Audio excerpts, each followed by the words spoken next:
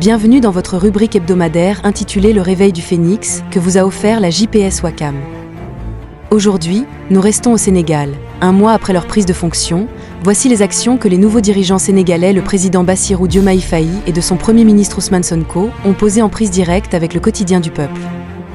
Il s'agit là de 11 mesures clés saluées par tous. Des mesures à fort impact dans la vie quotidienne des Sénégalais et qui annoncent clairement les couleurs de la rupture. La première mesure est axée sur le foncier. Elle consiste à l'arrêt des lotissements sur plusieurs milliers d'hectares indûment attribués à des hommes d'affaires et politiciens. Par exemple, dans la localité de Mbour 4, le président Bassirou Diomaye Faye a demandé que les terres reviennent prioritairement aux habitants des villes concernées. La deuxième mesure est axée sur l'agriculture. Elle concerne une augmentation de 20 milliards sur la subvention des paysans, soit 120 milliards en tout, et mise à contribution de l'armée pour la distribution de semences et engrais aux paysans pour prévenir les détournements d'objectifs qui avaient été érigés en système et qui a permis à des dignitaires de s'enrichir sur le dos du paysan. La troisième mesure est axée sur la dette.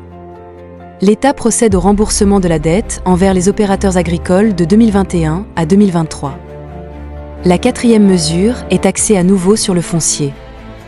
Il s'agit là d'un projet de loi sur la réforme foncière qui donne aux paysans des droits réels, notamment des titres fonciers sur les terres ancestrales. La terre reviendra donc à ceux qui la travaillent. La cinquième mesure est axée sur la pêche. Cela concerne le retrait de centaines de navires de pêche chinois, faussement immatriculés au pavillon Sénégal et qui pillaient les ressources halieutiques du Sénégal. La sixième mesure est axée toujours sur la pêche. Elle concerne la remise à plat des accords de pêche avec l'Union européenne. La septième mesure concerne l'accord avec les travailleurs des collectivités territoriales. Cela renvoie à l'arrêt de la grève de 2 ans des travailleurs des collectivités territoriales. La huitième mesure concerne les éleveurs de bétail. Il s'agit de la suppression des taxes sur l'importation de bétail en provenance de la Mauritanie et du Mali. La neuvième mesure est axée sur la diplomatie.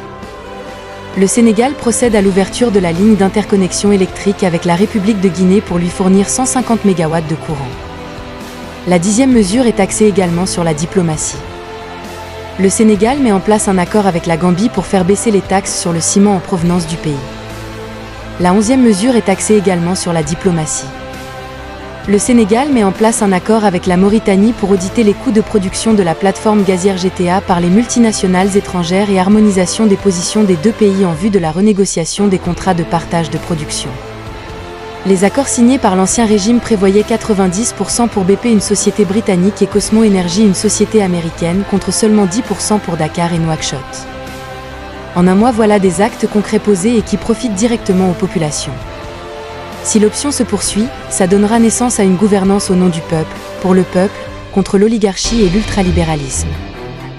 Mais les défis sont immenses, ils auront besoin du soutien sans faille de leur peuple. Merci, et c'était tout dans rubrique hebdomadaire intitulée Le Réveil du Phénix qui vous a été offert par la JPS Wakam. À la prochaine!